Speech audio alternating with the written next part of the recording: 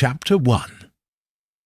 A curious complaint. It was a cold, slate-grey morning in late March, when Hercule Poirot received an unexpected visitor at his flat in Whitehaven Mansions. The rain tapped gently at the windows, and the gas lamps outside cast long, wavering reflections on the wet pavements.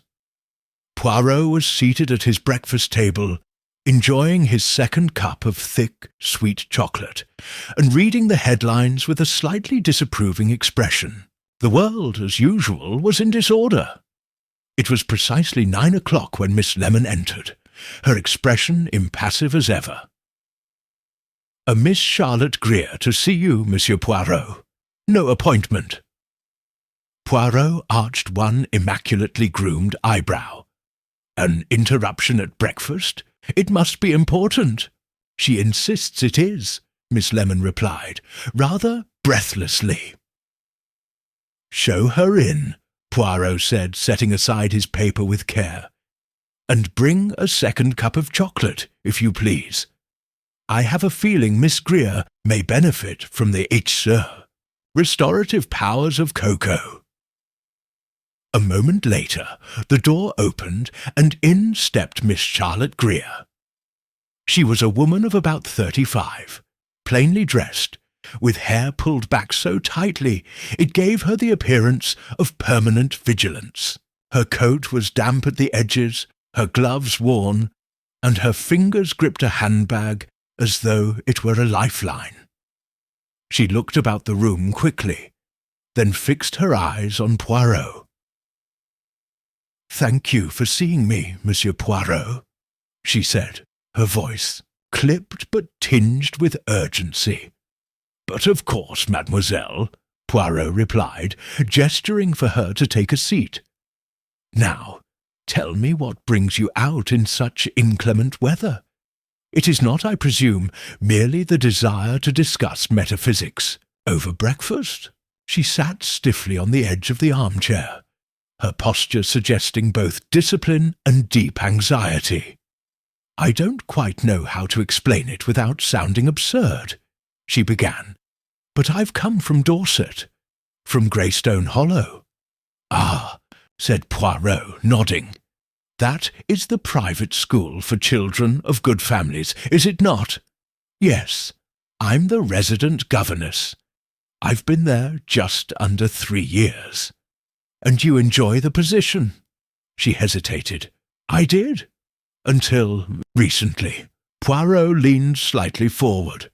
"Something has changed?" "Yes." She took a breath. "It's going to sound strange, but I've been hearing a voice." Poirot blinked. "A voice?" She nodded. "A man's voice, whispering, from behind the wall in the blue room, my quarters." Poirot said nothing, merely steepling his fingers. "It started a month ago. I thought at first it was a trick of my imagination. Wind in the walls, perhaps. The building is old. But then I heard it again, and again, always late at night, just as I begin to drift off." "Always in your room?" "Yes. The blue room is in the east wing, somewhat removed from the main house. I thought it might be someone playing a prank. I reported it to Miss Fanshawe, the headmistress, but she dismissed it entirely. She said the walls were thick and no one else could possibly be there." "You are the only one who hears it." "Yes, and that's what's troubling, because the voice, it says things." Poirot tilted his head. "Things, mademoiselle?" Miss Greer leaned forward now, her hands clenched. "Not complete sentences, just fragments, names, please. One night, it said, behind the mirror, under the floorboards. Another night, it repeated a name.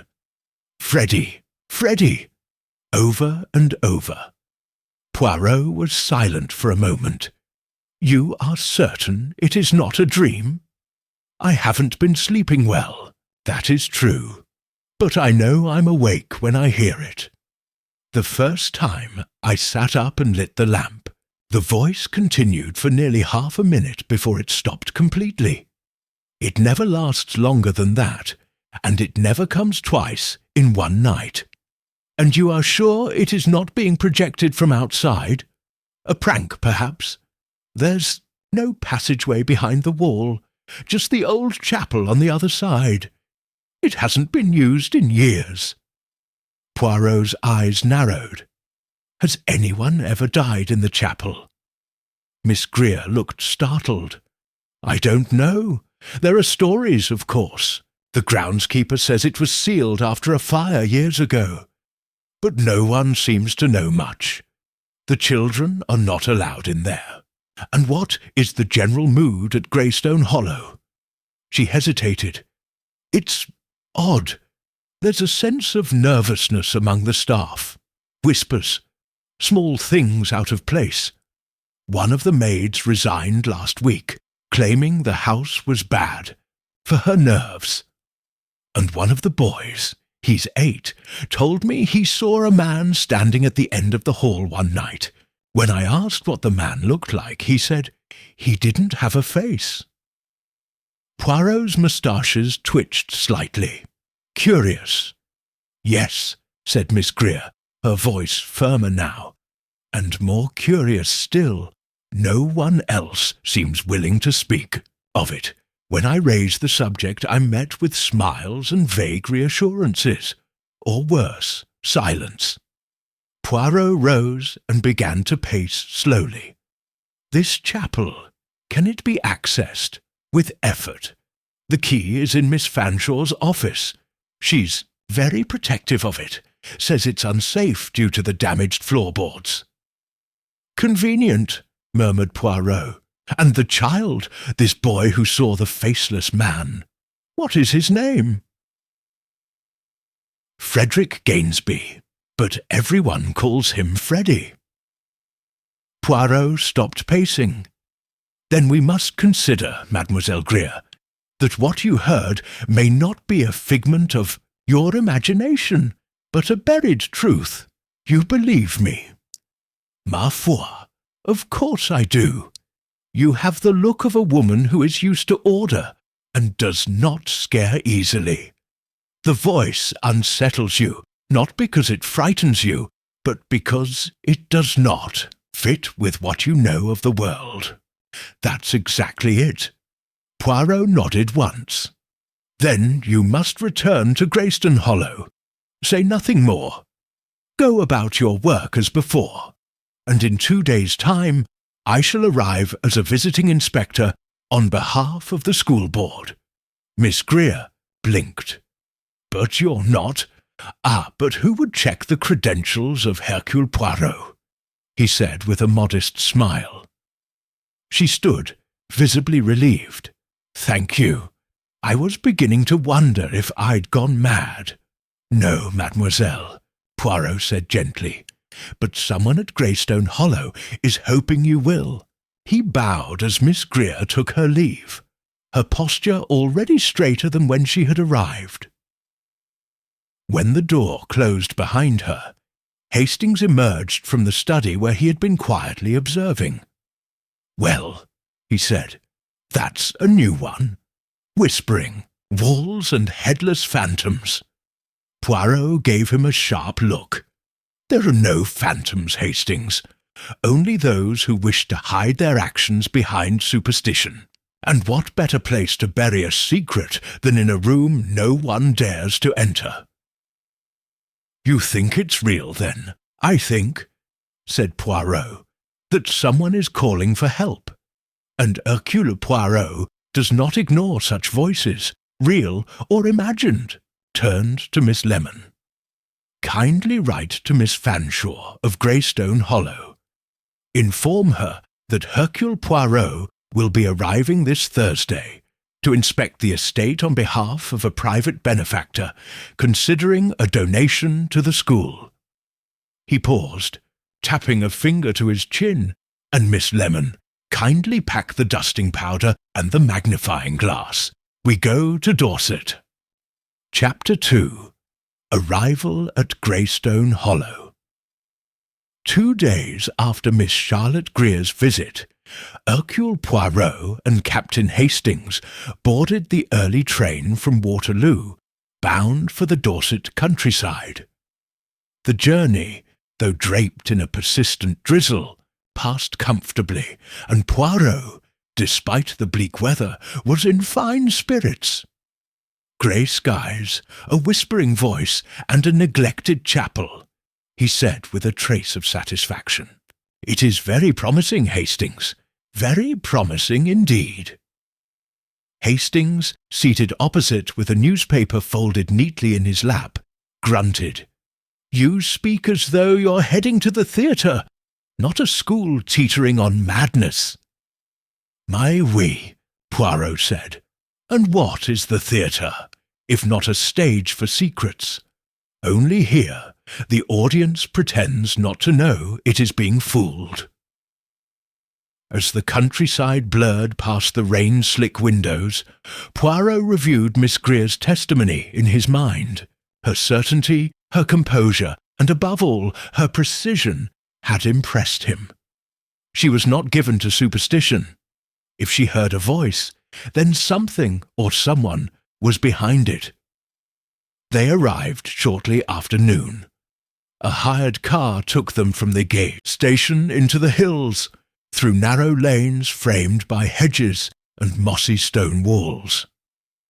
Greystone Hollow, when it appeared, did so suddenly, and with the solemnity of a sleeping castle.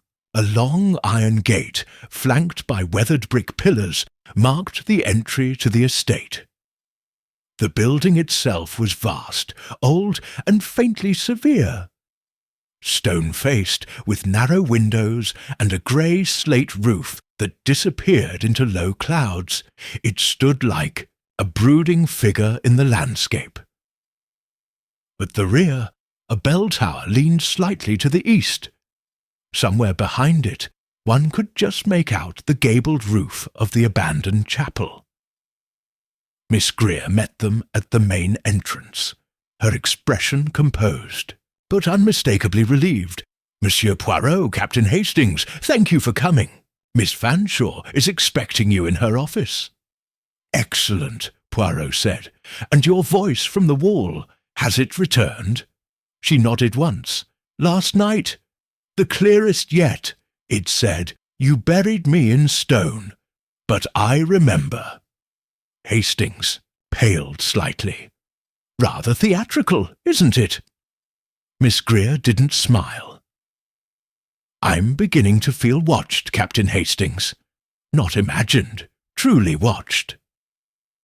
Poirot gave a slight nod. "Then we must begin at once."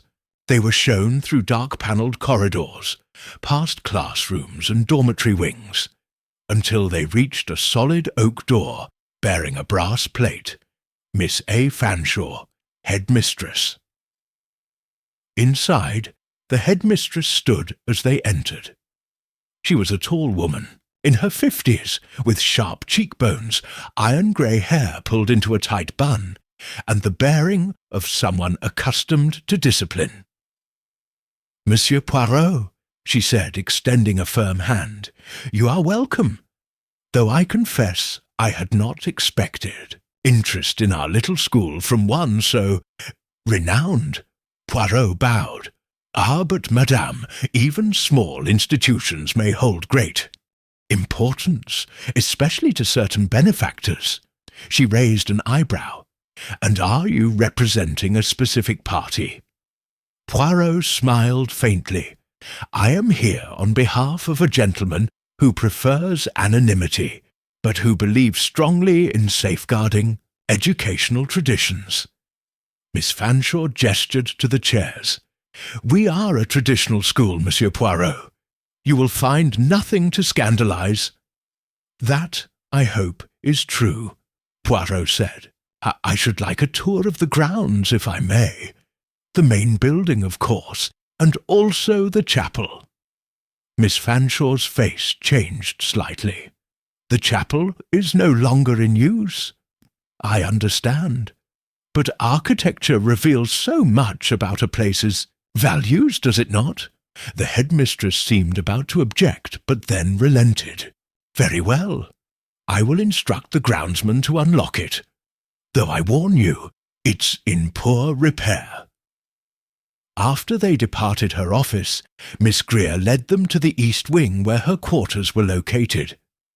The corridor was narrower here, the walls darker, the floorboards creaking with age. "My room is here," she said, unlocking a pale blue door, "and the chapel is just through there." She pointed toward a short passage leading to a heavy door with a tarnished iron latch. Poirot entered the room. It was modest, neatly kept with a single bed, desk and standing wardrobe. But what drew his attention immediately was the wall opposite the bed. It was covered in old wallpaper, faded to a silvery blue. A single wide mirror hung above the desk, ornate and slightly askew. "This is where you heard the voice?" Poirot asked. "Yes, always from that wall." Poirot crossed to it and tapped lightly. The wall sounded solid, but not quite uniform. "Captain Hastings, if you please." Together they examined the plaster, noting a faint seam running from the mirror to the corner, so subtle it might have passed unnoticed. Poirot removed the mirror, revealing a slight hollow behind it, no more than 2 inches deep, but oddly built. "A false front," Poirot murmured. "And see here, scratches along the edge, as if someone once opened it." "But it's too shallow for a passage," Hastings said. "Indeed, but it may not have always been so. Perhaps something once lay behind it, and has since been bricked in." Poirot turned back to Miss Greer. "Did you ever see this seam?" "No, I never moved the mirror." He replaced the glass and stood back. "Tell me," he said, "who else uses this wing?" "Only myself and the music instructor, Mr. Claude Hargrove. He has rooms at the far end." "Have you spoken to him about the voice?" She shook her head. "He keeps to himself. He's peculiar. Very talented with the piano, but eccentric." Poirot turned to Hastings. "Then we must meet Mr. Hargrove. But first let us examine the chapel." The key, delivered by a silent, red-cheeked groundsman, was old and rusted. Poirot unlocked the chapel door and entered slowly. It was dark, cool, and filled with the scent of damp stone and forgotten wood. The pews were askew, their backs warped. The altar cloth hung in tatters.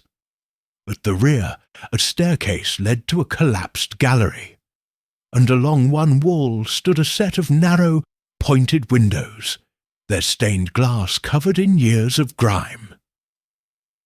But what drew Poirot's attention was the far corner, a square of discoloured stonework, as though recently disturbed. "There," he said quietly. "Do you see it?" Hastings frowned. "Yes, the mortar's different." Poirot knelt beside the stone, brushing it lightly. "Miss Greer," he said, "you must tell me, has there ever been any mention of a missing person at Greystone Hollow?" She hesitated. "There were rumours. A staff member, years ago, a man, disappeared without notice. His name, Daniel Leitch, groundskeeper's assistant. No one spoke of it officially, but I've heard whispers." Poirot straightened. "Then perhaps the voice is not a ghost, but a memory, and perhaps it is not crying out for attention, but for justice." Chapter 3.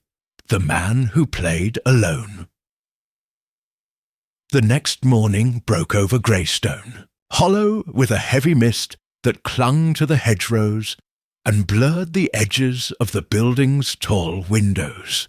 The fields beyond the school stretched into silver fog, and even the chimneys coughed their smoke quietly, as though reluctant to disturb the hush.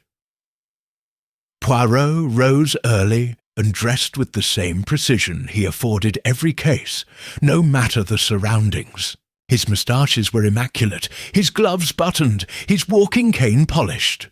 Hastings, less brisk, joined him over a breakfast of soft eggs and ham, served by a silent maid in the great dining hall.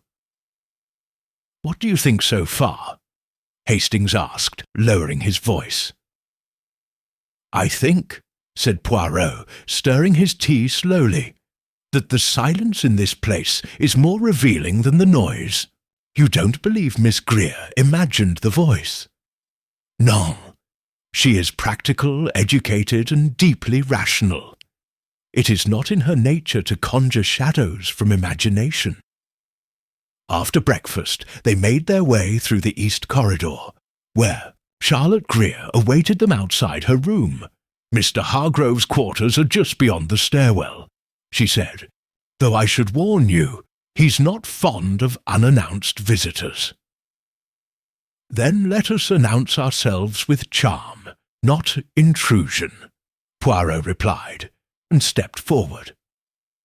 Mr. Claude Hargrove's room stood behind a simple wooden door at the far end of the wing.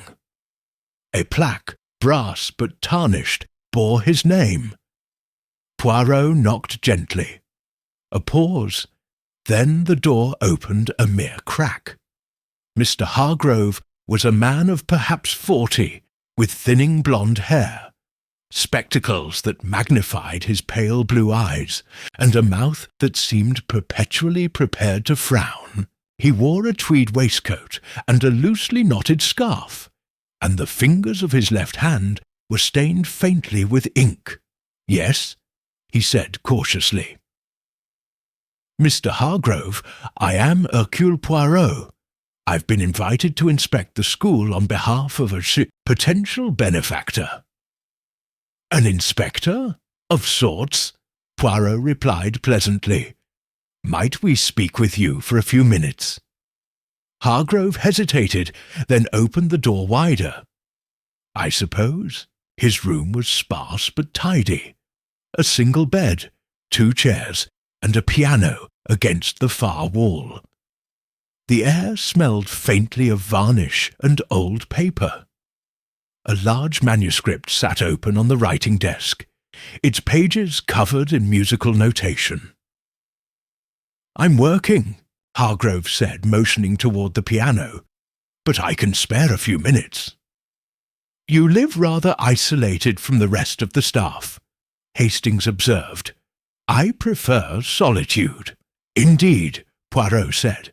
"May I ask, do you ever hear anything unusual in the night?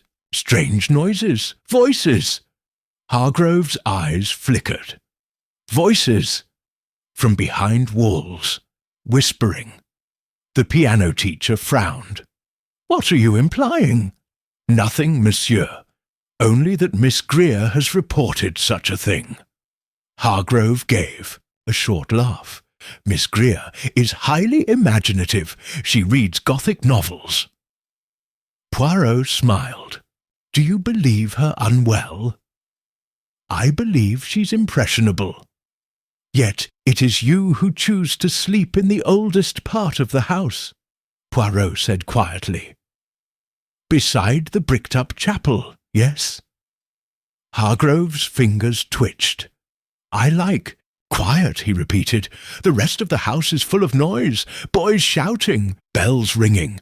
I prefer to work in peace." Poirot gestured to the manuscript. "Your own composition?" "Yes, a suite I've been writing for nearly a year. Dissonant work. It explores echo and dissonance." Poirot tilted his head. "Echo, you say?" "Yes. There's something about old buildings. Certain frequencies resonate strangely. You can play one note and hear something quite different return to you." Poirot regarded him for a moment. "Tell me, monsieur, what do you know of Daniel Leach?" Hargrove stiffened. "The gardener's assistant." "You knew him?" "We spoke occasionally. He vanished before I came here permanently." "Do you believe he ran away? I don't concern myself with gossip," Hargrove said. "Now, if you'll excuse me." Poirot inclined his head. "Of course." As they stepped back into the corridor, Hastings whispered, "He knows something." Poirot nodded. "Oui, but whether he knows too much or too little, we must discover." Their next stop was the groundskeeper's cottage. Mr. Wilkins, a stooped man with sharp grey eyes and an uneven gait, answered their knock with a wary look. "I'm not in trouble, am I?" "Not at all," Poirot assured him. "We simply wish to ask about Daniel Leach." The old man's brow furrowed. "Danny! Lord, that was years ago. Quiet boy, clever hands. He worked the roses better than I ever could. And what happened to him?" Wilkins shook his head. "Just gone. One day he was here trimming the hedges. Next morning, his things still in the shed, but no Danny." "You reported it? Miss Fanshawe said not to make a fuss. Told me he'd left a note. I never saw one." Poirot narrowed his eyes. "Did you ever see anything suspicious? Hear anything odd from the chapel?" Wilkins hesitated. "Sometimes. Sounds. But you expect that from old stones, don't you? Do you recall anything unusual in the weeks before he vanished?" Wilkins nodded slowly. "He started keeping a notebook. I caught him sketching things. Floor plans, I think. When I asked, he said he liked puzzles." "Did he ever speak of voices?" "No," the man said, "but he was interested in acoustics. Said the old part of the chapel had strange echo chambers." Poirot nodded slowly. "You've been helpful, Mr. Wilkins." As they left the cottage, Hastings said, "We're circling something, Poirot, but I still can't see the centre." "Is hidden, Hastings," Poirot replied. "Behind walls, literal and metaphorical." That evening, Poirot and Hastings returned to the Blue Room.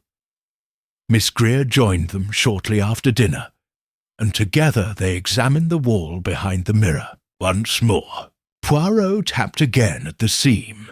"I believe there is a false cavity here," he said. "The voice she hears, it comes not from behind the wall, but from within it." "Like a vent?" Hastings asked. "Precisely. A concealed aperture, sound, travels through narrow channels. Someone, somewhere in this house, is speaking through it." Miss Greer's eyes widened. "You think it's deliberate?" Poirot nodded. "We must find where it begins. The question is, who knows this house so well as to build such a channel?" They returned to the chapel by lantern light. Poirot traced the stonework again, then stopped near. "The back wall, there," he said softly. "The mortar is newer. And here, look." He pointed to a carved cherub in the corner, its mouth open in a faint O. Poirot reached inside and withdrew a small piece of paper, dusty and folded. He opened it. A diagram, a series of connected passages drawn with precision. Lines, notes, and markings. At the bottom, a signature, Daniel Leach. Poirot studied it for a long time. Then, at last, he turned to the others. "This is not madness. It is design." "What does it mean?" Miss Greer asked. "It means Daniel Leach discovered something dangerous. He tried to leave a record, and I fear he paid for that discovery with his life." They stood there, the silence thick around them, as if the stones of the chapel themselves were listening. Poirot folded the map and placed it in his coat. "Tomorrow we follow the passages," he said, "and we listen for the voice." Miss Greer's eyes searched his face. "Do you think it's too late to help?" Poirot looked at the wall. "No," he said, "but the past is calling, and we must answer it before someone else decides to silence it forever." Chapter 4. Echoes Beneath the Floor. The next morning dawned with an unnatural stillness. Greystone Hollow, always quiet, seemed suspended in a deeper hush, as if the house itself were bracing for something to be uncovered. Outside, the mist still clung to the hedges, but within, Poirot was wide awake and already reviewing the crude schematic recovered from the chapel wall. Captain Hastings, still rubbing sleep from his eyes, entered the drawing-room where Poirot had spread the diagram across the polished table.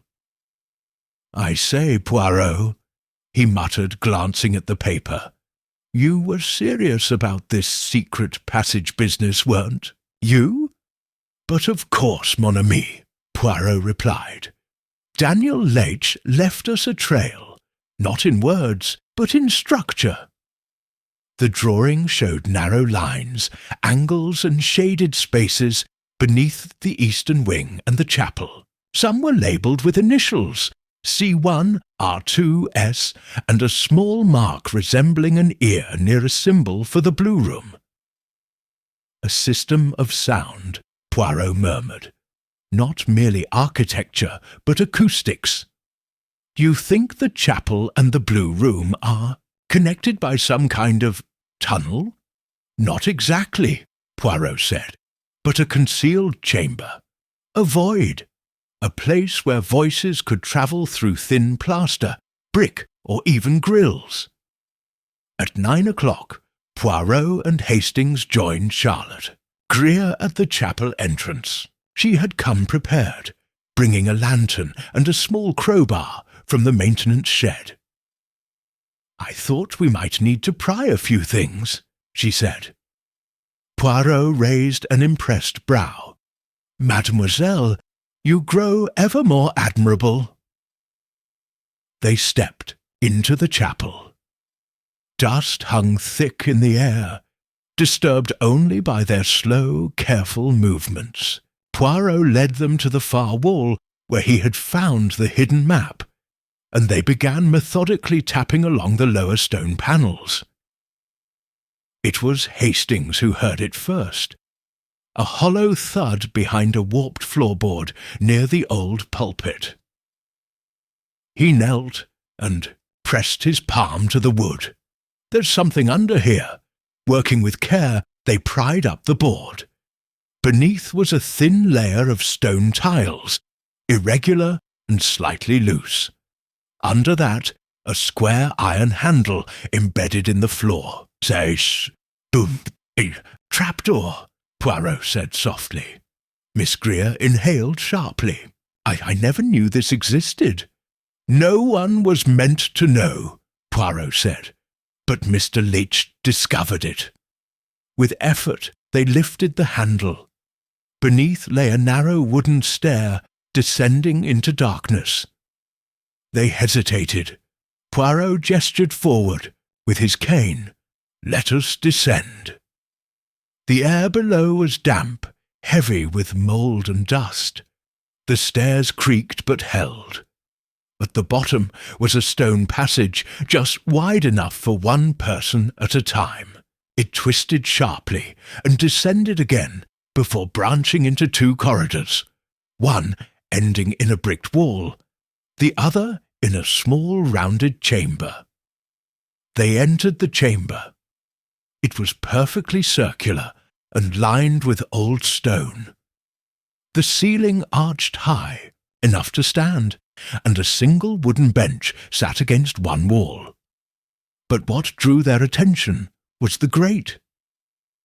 Set into the wall, about waist height, was a metal vent, a rusted grille, no more than 6 inches across, its slats angled upward.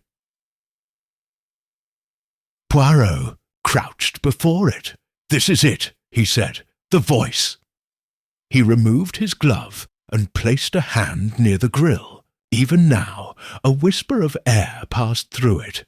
"Sound travels from somewhere above," he said. "Likely the Blue Room. Someone has used this vent to project a voice." "But why?" Miss Greer asked. "Why all this trouble?" Poirot rose, slowly, to manipulate, to frighten, perhaps to silence. He studied the floor. The dust was thick, but disturbed in the corner. Poirot approached and uncovered a length of canvas. Beneath it, wrapped carefully, lay an object, a violin. It was old, its strings loosened, but intact.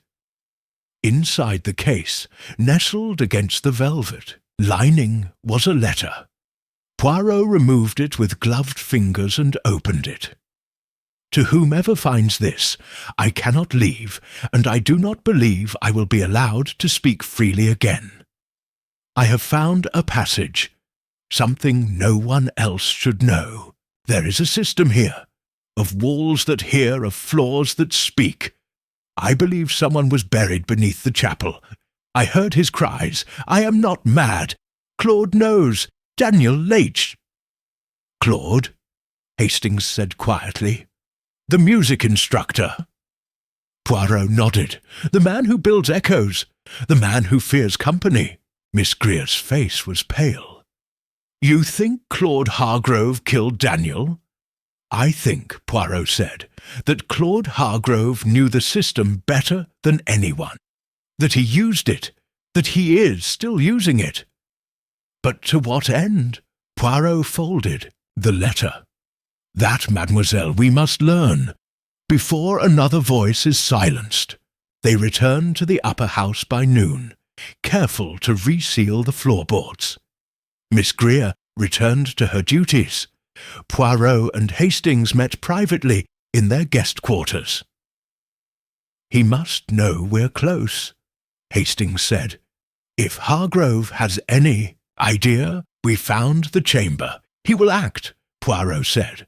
"Or perhaps he already has." Poirot sat down and began reviewing the staff records Miss Greer had provided the previous evening. He paused over one entry. "Do you see this?" Hastings leaned over. "Benjamin Marlowe, music pupil, expelled in 1927. So, Claude Hargrove began teaching in 1927, replacing Mr. Russell, who retired after a scandal." Hastings frowned. "You think there's a connection?" "I think the timing is curious." Poirot reached for the telephone. "Miss Fanshawe must allow me to question Mr. Hargrove again." But as his hand touched the receiver, a knock came at the door. Miss Greer stood in the hall, her face alarmed. "Come quickly," she said. "It's Freddie, the boy who heard the man in the hall."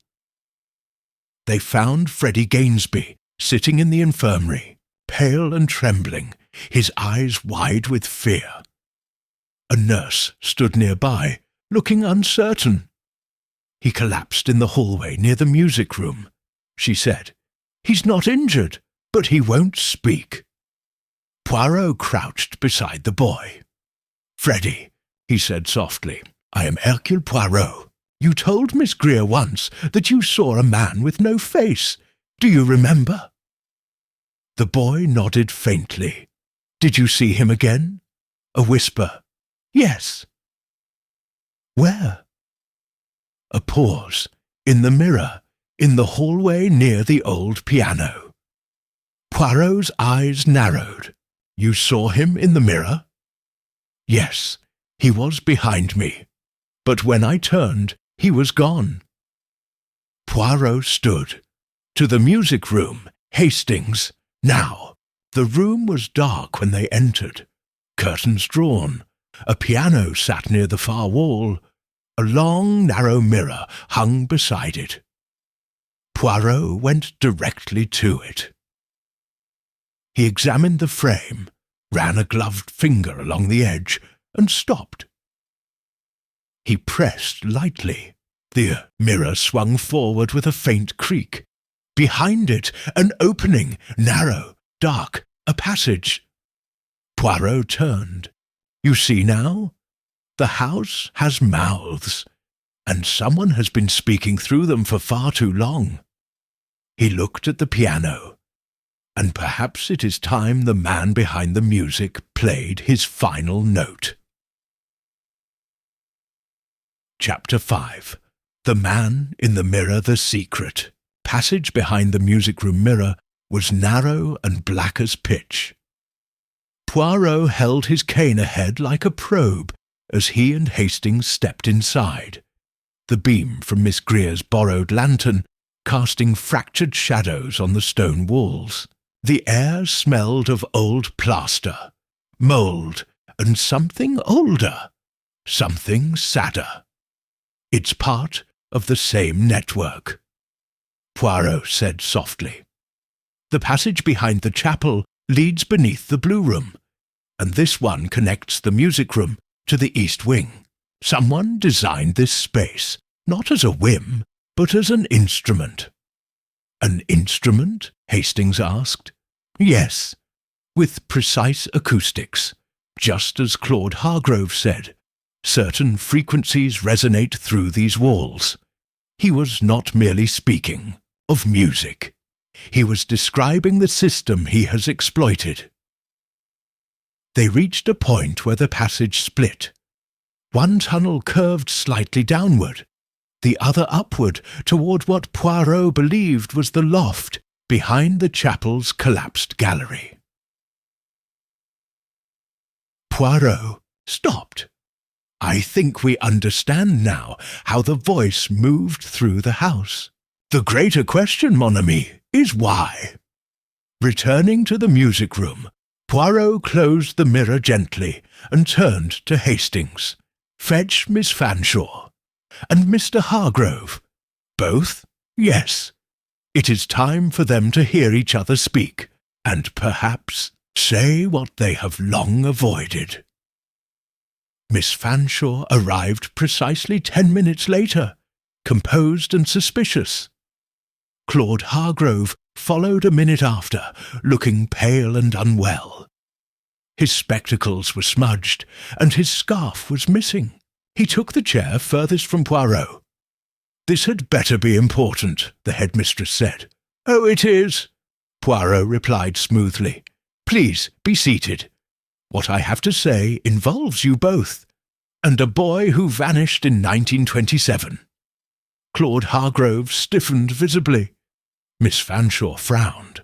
What are you talking about? Benjamin Marlowe, Poirot said, sliding a folder across the table. Expelled quietly, without documentation, but not before he made a formal complaint against his music teacher, a Mr. Henry Russell. Miss Fanshawe hesitated. Russell was dismissed. He was, after considerable pressure. But you protected the school's reputation above the boy's trauma. Benjamin was labelled unstable, untruthful, and when Claude Hargrove was appointed soon after, no one questioned it. Hargrove's fingers clenched. I had nothing to do with Russell. No, but you benefited from his absence and from the secrecy around his dismissal. Poirot continued. Daniel Leitch, quiet, observant, clever, began to notice things. In the chapel, in the walls. He told someone. Perhaps you, Miss Fanshawe, perhaps another staff member, but he was ignored. He turned to Hargrove, and then he disappeared. Miss Fanshawe looked genuinely shocked. You can't be implying. I am not implying, Poirot said. I am stating. Daniel Leitch discovered that someone was using the wall passages to observe the children, to eavesdrop. Possibly worse, he left clues, notes, a violin, and one final letter, naming Claude. Hargrove stood suddenly. "This is absurd." Poirot's eyes glittered. "Then you will not object if we present the letter to the police?" "I have done nothing criminal," Hargrove snapped. "I used the passages, yes. I was fascinated by the acoustics. I recorded notes for my composition, but I never harmed anyone. You tormented Miss Greer. She was prying, asking questions. She shouldn't have been in that part of the house. You frightened her into silence. I tried to warn her off." Poirot stood slowly. Monsieur Hargrove, Benjamin Marlowe, attempted to expose abuse and was buried in obscurity. Daniel Leitch attempted to uncover a secret and was buried in stone. And you played notes through the walls, hoping they would drown out the cries for help. Miss Fanshaw's face had turned pale. "This cannot be true." Poirot turned sharply. "And yet it is. You knew Leitch had vanished under suspicious circumstances, and you covered it, to protect the school, to protect the reputation of Greystone. Hollow." He placed the map Daniel had drawn on the table, the layout of the passages, the positioning of the vents. "And now," Poirot said, "the truth will be heard, not as a whisper, but as a declaration." Hargrove sank into his chair. For the first time, he looked defeated. "I didn't kill him," he said. "I swear. But I found his notes, and I used them. I couldn't help it. The way the sound carried, it was too perfect, too eerie. I thought I could make people believe in ghosts, distract them, unsettle them, keep them out." Poirot was silent a moment. Then he said quietly, "You didn't silence a ghost, Mr. Hargrove. You impersonated a victim. That afternoon, with permission from the local constable, workmen were brought in to excavate beneath the chapel floor, where the passage ended. By dusk, they had found it, a skeleton, wrapped in canvas, bound at the wrists. A fractured violin beside it, Daniel Leitch. Miss Greer wept softly. Hastings turned away. Poirot stood over the body and removed his hat. The next day the school was closed temporarily, pending formal inquiry. Claude Hargrove was arrested on charges of obstruction of justice and abuse of private property, though it was ultimately ruled that he had not murdered Leitch. His actions after the disappearance and his use of the passage system were enough to bring his career to an ignominious end. Miss Fanshawe tendered her resignation 2 weeks later. And Greystone Hollow, haunted not by phantoms but by negligence and silence, began to heal. 3 weeks later, Poirot and Hastings sat in the drawing-room of Whitehaven Mansions. "I'll say this," Hastings remarked, "it's not every case that ends with a violin and a whispering wall." Poirot smiled faintly. "No, but often it is not the murder that is most tragic, mon ami. It is the forgetting." "You think people will remember Daniel Leitch now?" "Yes, because someone listened." He stood and moved to his bookshelf, retrieving a slim volume that Miss Greer had sent by post. Greystone Hollow, Echoes of the Forgotten.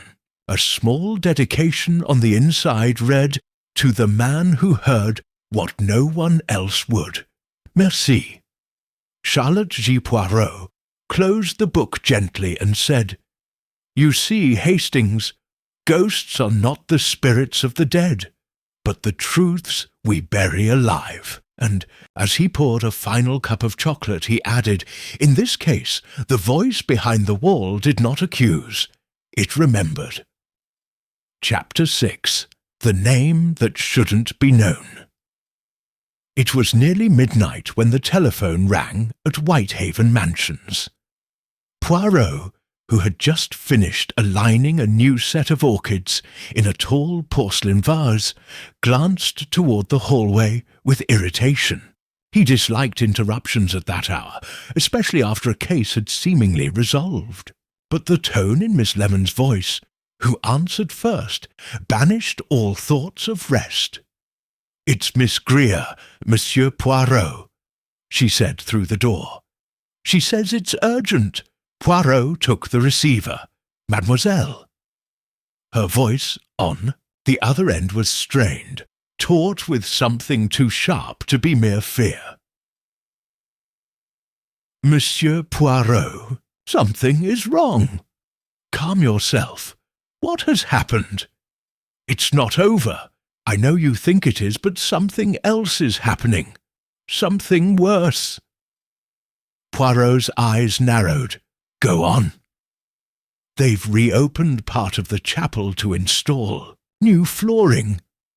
Today, a worker found a small wooden box sealed behind the old pulpit base. Inside were letters. Old letters. Dozens. From whom? Elise Fanshawe." Poirot was silent for a moment. "The headmistress? Yes, but these were addressed to someone named H. Russell, from before 1927. Poirot's mind turned rapidly. The music teacher dismissed for scandal. "Yes," Charlotte said. "The letters were hidden deliberately. Someone wanted them gone. But there's more."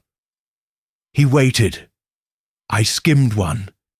It wasn't about music, it was personal, intimate. She wrote of needing him to stay silent, that Benjamin Marlowe must not speak. And then she mentioned another name. Whose? Claude Hargrove." Poirot straightened. "In 1927? Yes, but he wasn't staff yet. The letter said, 'I've spoken to your pupil Claude. He's clever, and he'll do as told. He'll keep our confidence. He's afraid of being expelled himself.'" There was a long pause. "I don't think Claude Hargrove was the manipulator, Monsieur Poirot. I think he was the pawn." Poirot said nothing for a long moment. Then, "Guard those letters. Do not speak of them further. I will be there by morning." The following day, Poirot and Hastings were once again on a train bound for Dorset. "I thought this case was done," Hastings said. "We found the body, the motive, the system. What more could there be?" "A root beneath the root, Hastings," Poirot replied. "A voice beneath the voice." As they pulled up to Greystone Hollow, under grey skies, Poirot noticed something else. The house had changed, not in structure, but in feeling. There was tension in the wind that curled around its eaves, an alertness in its silence. The windows, like narrow eyes, seemed to squint with watchfulness. Charlotte met them at the door, her expression tight. "I've hidden the box in my wardrobe behind the lining." "Très bien," Poirot said. "Now take me to where it was found." They walked through the chapel again, now filled with wooden boards and new scaffolding. Beneath the pulpit lay a fresh opening in the stone, where the box had been wedged into the hollow base of the dais. Poirot examined the opening with care. He tapped the edges, then nodded. This was no accident. Someone deliberately hid these, not because they feared the law, but because they feared exposure. Back inside, in Miss Greer's quarters, Poirot sat beside the fireplace while Hastings unwrapped the letters, placing them carefully on the desk. The handwriting was fine and even. Elise Fanshawe's tone was familiar, often affectionate, sometimes commanding. The most damning letter was dated March 1927. Henry, it cannot come to light. Benjamin is unstable, yes, but his accusations could ruin you and the school. You've already said too much in class. Claude is obedient. He admires you. If he steers Benjamin away from the chapel, he may stop snooping. Tell him to do it. You know how. Poirot folded the letter, his face grave. Then it was orchestrated. You think Claude was blackmailed? Hastings asked. Groomed. Used, Poirot said. He was young, barely 16, a gifted student, impressionable. Miss Fanshawe was already a powerful figure at the school, and Russell was a charming manipulator. Hastings ran a hand through his hair. So, when Benjamin didn't stop, what happened? Poirot held up another letter. We must consider what Benjamin may do. He's spoken to Daniel. The boy is clever, too clever. He sketches things. He sees patterns. I cannot risk this. There are ways, quiet ways. You've done it before, haven't you? Mon Dieu, Poirot murmured. Miss Fanshawe ordered the silencing of not one boy, but 2. But how did Daniel end up dead? Hastings asked. Surely she didn't kill him herself. No, Poirot said, but she had her instruments. Claude was one. Others, perhaps. A gardener, a caretaker, anyone whose livelihood she controlled. Miss Greer spoke for the first time in an hour. That's something else. She opened a final envelope, thinner than the others. Inside was a note in different handwriting, more rigid, masculine. To whomever finds this, I am sorry. I didn't know what they meant to do. They told me it would be a warning, that Daniel would be frightened, not hurt. But then I heard him scream. I didn't tell anyone. I didn't stop them. And now he's gone. I hear him sometimes in the walls, and I think he's waiting for me. C.H. Poirot closed his eyes. Claude Hargrove carried it for 20 years, and when he discovered Daniel's message behind, the mirror, the guilt surfaced. The voice was not merely a haunting, it was a manifestation of conscience. Hastings exhaled. Then why frighten Miss Greer? To make sure she didn't look too deeply, but her persistence forced the truth. Poirot stood. This is no longer a mystery. It is a reckoning. Later that evening, Poirot and Mrs. Greer met with the local constable, who reopened the investigation into Elise Fanshawe's role. Though deceased, her complicity was clear. The evidence was sealed and archived, and the letters were admitted to a historical review. Greystone Hollow would remain closed, but Daniel Leitch and Benjamin Marlowe would not remain forgotten. Their names would be restored on the school rolls. A plaque would be mounted in the renovated chapel, and the passages, the echoing conduits once used for silence, would be sealed forever. Back in London, weeks later, Hastings found Poirot reading quietly in his study. "You're still thinking about it?" Poirot nodded. "It is not often the past speaks so clearly, or with such sorrow." Hastings looked at the framed sketch Miss Greer had sent them, a diagram of the house with the passages marked in red. At the centre, in careful script, was written, "Voices do not die, they only wait to be heard." Poirot whispered, "And this one, we heard." Chapter 7. The Whisper That Didn't Belong. It was an odd feeling, Hastings later reflected, to consider a case solved and still feel its weight pressing around you like fog. Claude Hargrove had confessed to his part in the deception. Daniel Leitch's body had been recovered.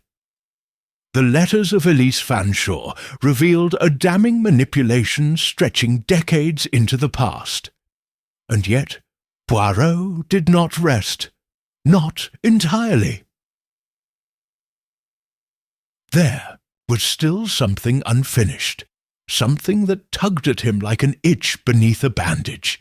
It was in his manner, the way he reordered the case files for a third time, how he paused when reading Daniel's final letter, and how his fingers lingered on the diagram of the vent passages, as though some tiny detail still escaped his grasp. And it was in the question he finally voiced 2 mornings later, as they sat with fresh croissants and thick coffee. "Hastings," Poirot said abruptly, "do you recall the first thing Miss Greer said to us?" "You mean about the voice?" Poirot nodded. "Yes, she said it whispered behind the mirror, under the floorboards." Hastings nodded. "Yes, and that led us to the chamber beneath the chapel." "Just so," said Poirot, narrowing his eyes. "But now let us consider. Daniel Leitch was buried beneath the chapel floor, but he was not the one whispering. He was dead. You think someone else was speaking those words?" Poirot leaned forward. "It is what troubles me. The words were not a cry for help. They were a clue, a direction. But to what end? You think someone wanted us to find the body? Exactement." Hastings frowned. "But who? Claude?" Poirot shook his head. "No. Hargrove's notes reflect guilt and fear, but not strategy. And more to the point, the voice Miss Greer heard was calm, measured, not emotional." "Then who?" Poirot tapped the edge of the table. "That, Hastings, is the question I intend to answer. Tonight." Greystone Hollow stood boarded and quiet when Poirot and Hastings arrived once more under special dispensation from the local authorities. A skeleton crew of surveyors remained, cataloguing the estate's architectural features before renovations began. Miss Greer, who had been temporarily rehoused nearby, returned to meet them at the entrance. Her expression was more settled now, but cautious. "I thought we were done," she said softly. "As did I," Poirot replied. "But the house is not." They made their way to the east wing, now largely emptied. The blue room had been stripped of furniture. Bare floorboards gleamed in the fading light. The mirror had been removed. The wall where the seam had once been, found now, stood exposed. Poirot knelt and tapped gently along the skirting board. Then he paused. "There," he said. "Do you hear it?" Hastings bent down. A faint echo responded to the knock, farther away than the old vent chamber. "Another? Hollow?" Poirot smiled. "Another voice." With Miss Greer's help, they pried away a panel, revealing a narrow crawl space behind the wall. This was not part of Daniel's diagram. The gap was newer, cleaner, and at the far end of it, wedged between insulation and timber, sat a small, battery-powered speaker. "A speaker?" Hastings said. Poirot nodded, with a simple voice recording device, one that could be set to play at intervals or by remote. Hastings stared. Then the voice Miss Greer heard wasn't Daniel. "No," Poirot said. "It was a deliberate mimicry." He turned to Miss Greer. "Mademoiselle, may I see the box of letters once more?" Back in her lodgings, she produced the wooden box again. Poirot flipped through it rapidly, then paused over an envelope marked in a different ink. It had always seemed out of place, worn more heavily than the others, and missing a return address. He opened it. Inside was a single sheet. Claude may have obeyed, but I kept the key. One day they'll listen. One day they'll see what the house buried, and when they do, remember my name. F. Marlowe. F. Marlowe? Hastings repeated. You mean Benjamin Marlowe? Poirot shook his head. No, his brother. He turned the letter over and tapped the corner. A faint watermark showed an embossed FM. Frederick Marlowe. Benjamin's older brother, the forgotten sibling. Miss Greer looked stunned. There was never any mention of him. Because he left the country shortly after the scandal, Poirot said. He would have been 17 at the time, just old enough to be overlooked, but not old enough to forget. Hastings stared. You think he came back? Now? Poirot nodded. He returned, and he brought the voice with him. A visit to the town records office confirmed the rest. Frederick Marlowe had indeed returned to England 6 months prior. Gill had rented a cottage in Ivycombe under a false name. The man had kept to himself, worked odd jobs, quiet, polite, and no one noticed when 2 weeks ago he vanished again. But in the dust-covered attic of the cottage, Poirot and Hastings found the rest. A folder. Inside, schematics of Greystone Hollow, copied from Daniel Leach's plans, an invoice for small electronics, and a journal filled with tidy, bitter entries. They buried Benjamin in silence. They erased him from the register, from the records, from the building. I will not allow that. I will speak for him. Through the walls, I will make them remember what they refused to hear. In the final entry, dated 10 days ago, Poirot is here. The voice will do the rest. Let the house speak now. Hastings set the journal down slowly. He orchestrated everything, the whispers, the clues, to make sure someone found what the school buried. Poirot nodded. He knew of Daniel's death, perhaps from Claude, or perhaps he guessed. Either way, he used the architecture not to frighten, but to guide. But why disappear? Poirot's voice was quiet, because he never intended to stay, only to be heard. Back in London a week later, Poirot sat with the entire case file. Before him, Hastings entered with the Evening Post. No sign of Frederick. None, Hastings said.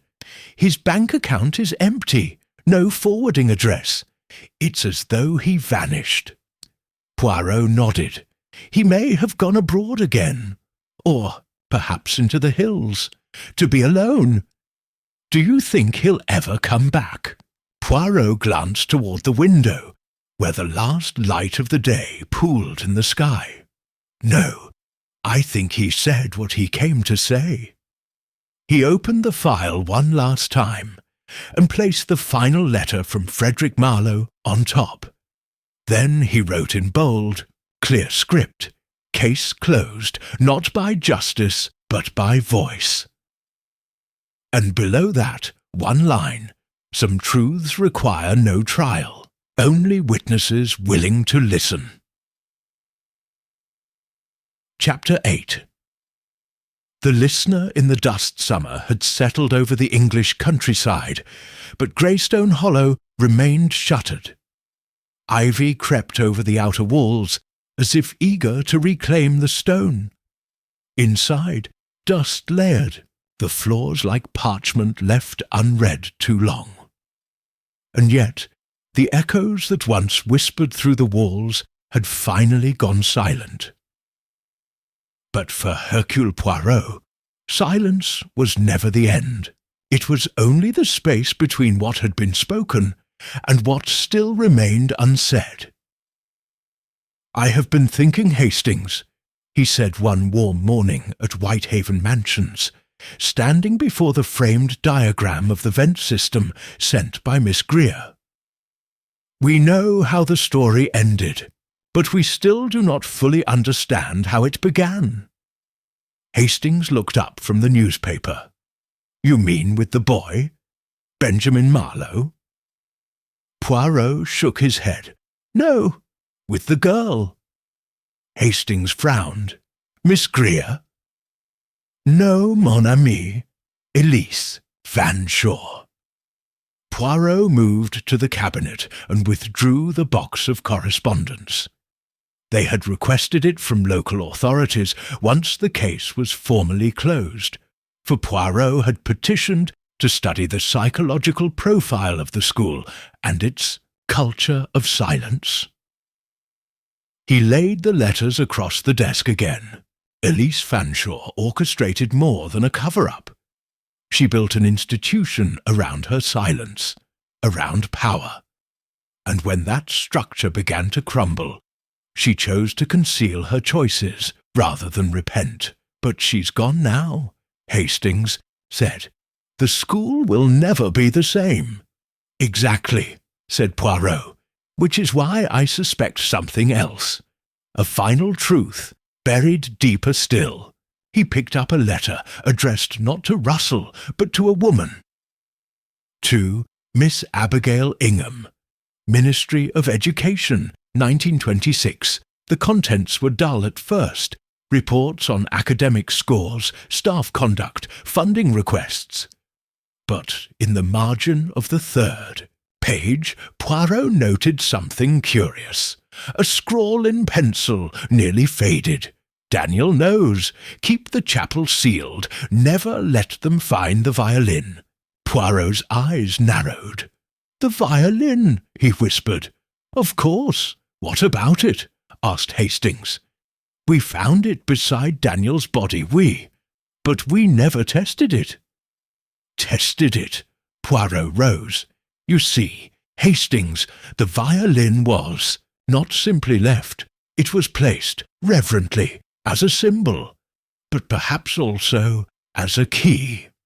They returned to Ivycombe the next morning, and found Miss Greer already waiting outside her temporary cottage.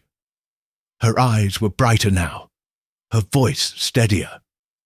She had, in many ways, become the voice that Greystone Hollow had once lacked. "Back again?" she asked with a small smile. "I thought you'd finally laid it to rest."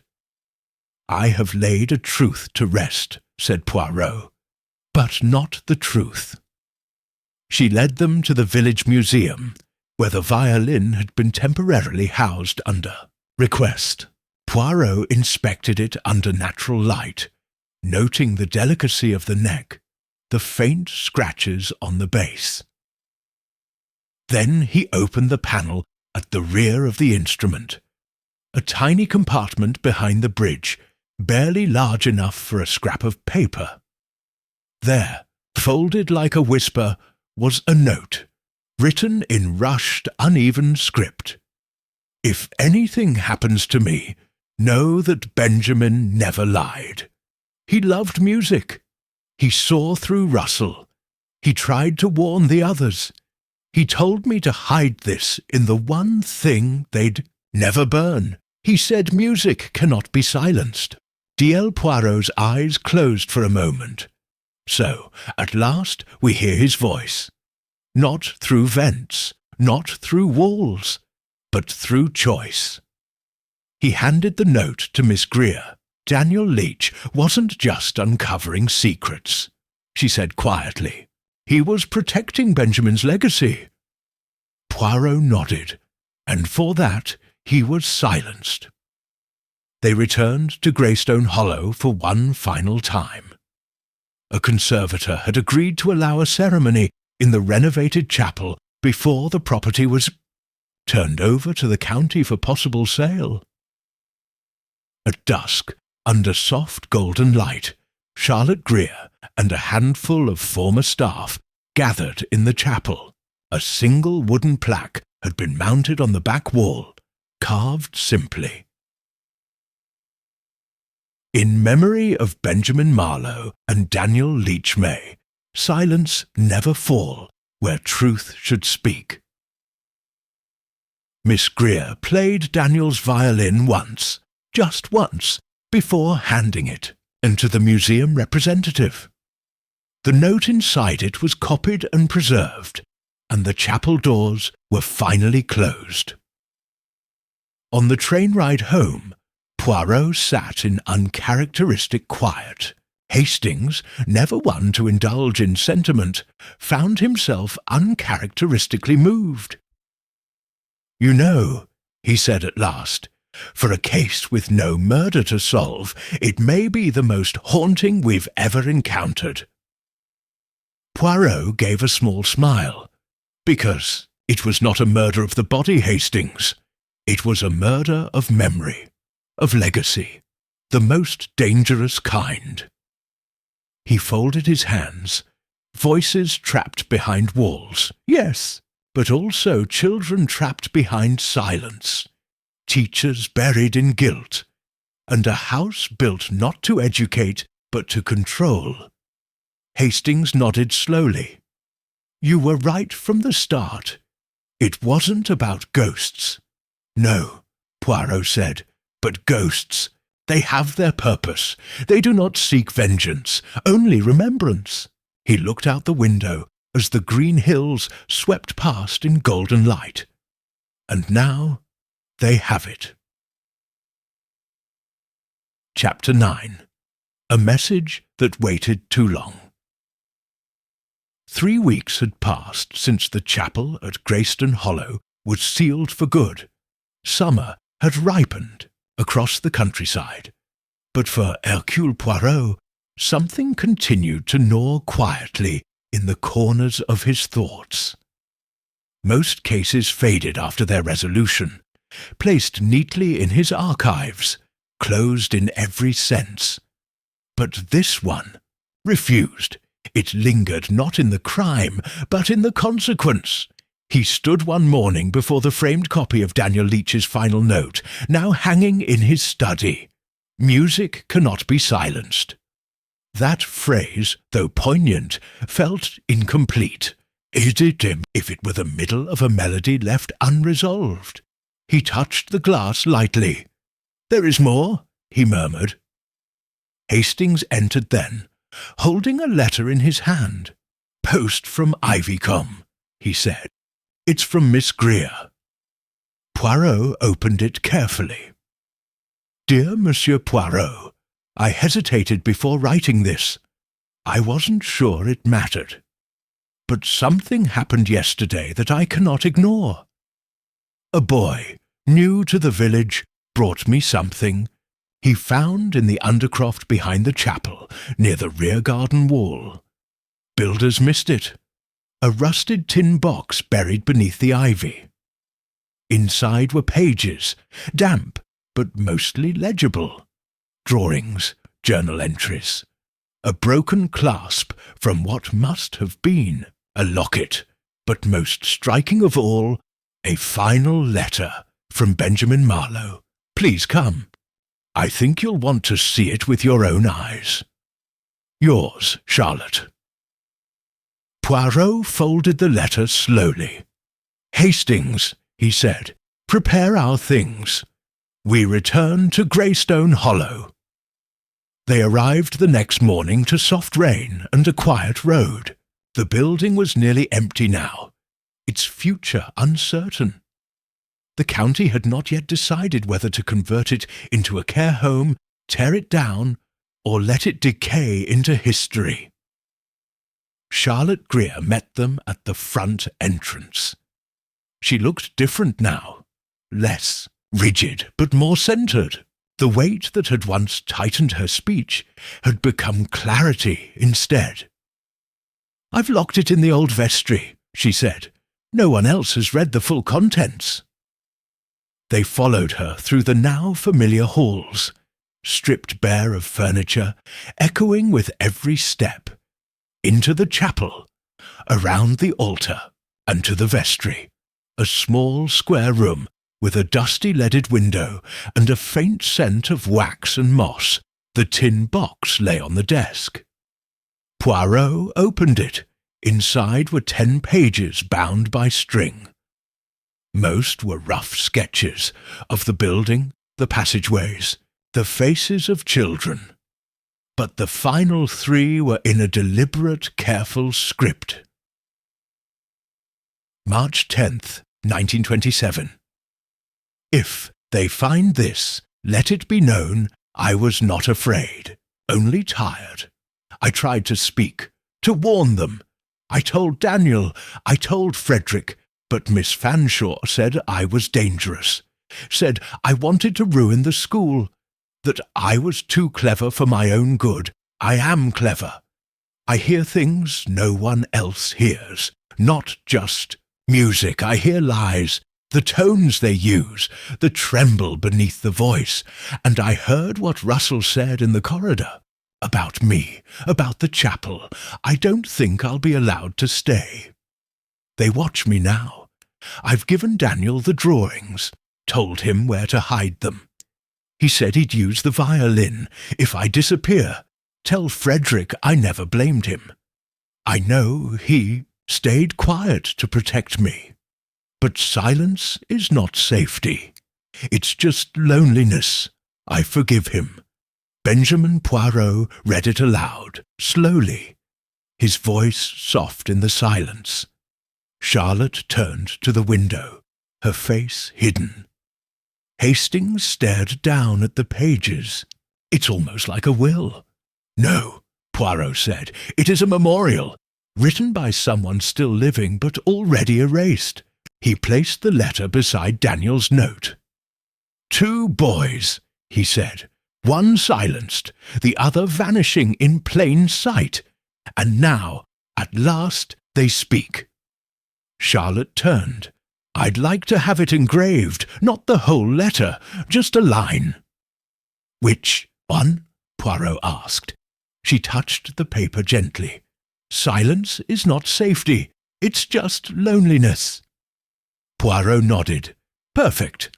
Later, as they walked through the east garden, where ivy had once covered the outer wall of the chapel, Poirot paused before a narrow stone marking. I have often wondered, he said, why the walls were built so thick. You mean the building? Hastings asked. No, the emotional walls, the secrets, the discipline. Greystone Hollow was not just a school, it was a fortress. But who were they defending against? Charlotte answered softly. Their own pasts, perhaps. Elise Fanshawe, Russell, even Hargrove. They weren't monsters, just cowards. They hid behind order because they didn't know how to face chaos. Yet chaos came anyway, Hastings said. Poirot bent and plucked a single violet growing through the stone. He studied it in his hand. Life is persistent, he murmured, even through concrete. He stood, and so must truth be. They returned to London the next day. Poirot made a single request to Miss Greer before departing, that she keep the tin box, but submit a transcript to the public archive under both boys' names. A week later, he received a slim volume by post, the chapel letters, the final voices of Greystone Hollow. Inside the front cover, she had handwritten a dedication for Benjamin and Daniel, who waited long enough, and for the man who listened. C.G. Poirot placed it on his bookshelf without ceremony, beside thicker volumes of murder and espionage, and yet he would always regard it as among the most profound. That evening, he spoke to Hastings over their usual supper of steamed sole and haricots verts. Do you know, mon ami, he said, this case has no proper villain. Hastings looked up. How do you mean? because villainy here was not born of evil, but neglect, fear, the refusal to hear. Even Miss Fanshawe was a prisoner of her role. She believed silence preserved honour. Instead, it prolonged suffering. "You don't pity her?" Hastings asked. "No, but I understand her. And understanding, I think, is the most powerful form of justice." Poirot stood and walked to the window. "The voice behind the wall," he said. "It was not a ghost, not a warning. It was a child's final attempt to matter." He turned. And now he does. Chapter 10. The wall comes down. Summer faded, gently into September, and with it the long shadow of Greystone Hollow finally began to recede. The building itself still stood, but it stood quiet now. Its doors closed, its halls emptied of footsteps, its secrets laid bare in the light of truth. For those who had lived in its shadow, the uncovering of the past had brought something rare. Not vengeance, but peace. At Whitehaven Mansions, Hercule Poirot sat at his writing desk beneath the bay window, a fresh pot of coffee beside him, and the soft rustle of newspapers in the next room where Hastings sat reading. On his blotter lay a single sheet of paper, not one of his case notes or summaries, but a letter, unsent, unsealed, addressed to Mr. Frederick Marlowe. No known address, no forwarding. He had written and rewritten it 3 times over the past week, unsure whether it would ever find its destination, but it felt important to write it nonetheless. He read the most recent version aloud under his breath. "Monsieur Marlowe, you did what no institution could. You preserved memory. You did not seek revenge. You did not demand punishment. You asked only to be heard. I heard you, and through your voice others now remember. Benjamin lives again in the minds of those who denied him. Daniel, too, not as shadows, but as boys, as sons, as students. You chose silence, but you left us the sound. If you ever wish to speak again, you will find in me a willing listener."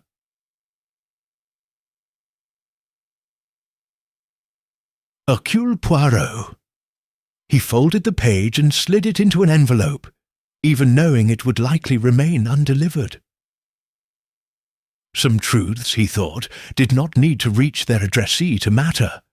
They only needed to be spoken. In early October, an event was held in the Ivycombe Village Hall. It was modest, unadvertised beyond the local paper, and intentionally simple, a memorial evening organised by Miss Charlotte Greer and a few former students of Greystone Hollow. Poirot, at her invitation, attended as an honoured guest. There were no speeches from dignitaries, no photographers, only the quiet presence of townspeople, educators, and a few grown men who, as boys, had once walked the halls of Greystone Hollow with more fear than joy. On a small stage at the front, a new plaque had been unveiled. In honour of Benjamin Marlowe and Daniel Leach. We forgot them once. We will not forget again. One by one, people came forward with small offerings. A boy, now in his 20s, placed a ribbon from a long-ago choir performance. A woman brought a photograph of Daniel smiling beside a piano. A man in his 40s read aloud an old-school journal entry that mentioned Ben M. helping him tie his shoelaces after a fall. They shared nothing sensational, only human. Poirot sat in the second row, his hands folded neatly in his lap. He did not speak. He did not need to. His work had already been done. The wall had come down, not physically. Those stones remained in place, but spiritually. The barrier between truth and tradition, between silence and remembrance. After the event, as people filed out, Charlotte joined him. "I sometimes wonder," she said, "what would have happened if I'd ignored the voice." Poirot gave a small smile. Then someone else would have heard it. Perhaps not today, perhaps not even this year. But the truth waits, mademoiselle. It waits very patiently. She looked out toward the fading sunlight outside the hall windows. "I thought I came here to teach children," she said, "but it seems I came to learn from them instead."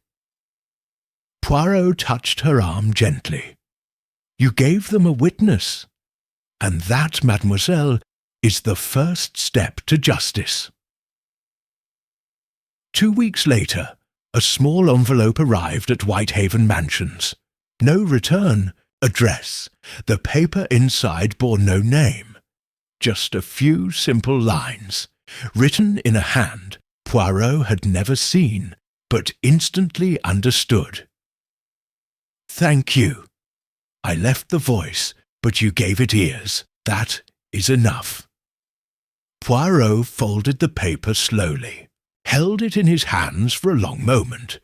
Then he placed it beside the letter he had written to Frederick Marlowe. They now belonged together, even in silence. On a quiet Sunday morning, Poirot invited Hastings to join him in Hyde Park. They walked slowly through the tree-lined paths, Poirot's cane tapping gently against the gravel. "You've been quiet lately," Hastings said. "I have been reflecting," Poirot replied, "on Greystone Hollow." "You've solved it," Hastings said. "Surely it's behind you now?" Poirot stopped beneath a tree and looked up through the branches. "There are some cases that do not end when they are solved," he said, "because they do not belong only to those involved. They belong to all of us, as a warning, as a mirror." Hastings tilted his head. "A mirror?" "Yes, mon ami," Poirot said. "A mirror held up to our systems, our schools, our silences, a reminder that what we do not confront, we repeat." He smiled faintly. "And I do not wish to repeat this one." They resumed walking. "Do you think Marlowe will ever come forward?" Hastings asked. Poirot shook his head. "I think he already has. Through the voice, through the letters, through what was left behind." "Still, it seems unfair," Hastings muttered. "No proper trial, no prison, just shadows." Poirot stopped once more. "Non, Hastings, you are wrong." He turned. There was a trial, and justice was done. Not in a courtroom, but in the memory of a chapel, in the choice of a governess to listen, in the act of a stranger naming the forgotten, and in every young person who now walks through a school without fear of being erased. He smiled gently. "We do not always need the law, mon ami. Sometimes we only need to tell the truth, and to keep it told." That evening, Poirot sat at his desk, candlelight dancing across the surface. He opened his personal casebook, Les Petits Meurtres Sans Armes, as he had labelled it, little murders without weapons. In it were accounts not of killings, but of reputations wounded, identities suppressed, innocence denied. He wrote the final entry for Greystone Hollow. Case: the voice behind the wall crime, erasure of memory, of identity, of testimony. Weapon: silence victims, Benjamin Marlowe, Daniel Leach, and all unheard children. Verdict, a voice restored, a wall undone, and at the bottom, let no whisper go unheard again. H.P. Poirot closed the book with quiet reverence. He turned off the lamp, and in the silence that followed, he heard nothing but the peace of a truth finally known. Chapter 11. What the house remembered. Though the mystery of Greystone Hollow had been solved and its victims finally named and honoured, something of the house still lived on. Not in stone or wood, but in memory, in those who had walked its halls, in the lives that had been changed not by death, but by truth. 3 months after the memorial service, Hercule Poirot received a letter from Charlotte Greer, one that did not bear urgency or dread, but an invitation. Dear Monsieur Poirot, the county has made its decision. Greystone Hollow will not be demolished. Instead, it is to become a centre for youth education and rehabilitation, a place for second chances. The name will change, but part of its story will be preserved. We are holding a reopening ceremony. January. Quiet. No press. Just people who remember. Would you come? With gratitude, Charlotte Greer. Poirot read the letter twice. He folded it gently, placed it in a drawer marked Resolved, and then stood to pack a bag. The drive to Dorset that winter was marked by soft snow and grey skies. The countryside was bare, its trees etched like ink against the pale hills. Greystone Hollow appeared through the mist just after midday, unchanged in shape, but transformed in spirit. The wrought iron gates had been replaced. A new plaque greeted, Visitors.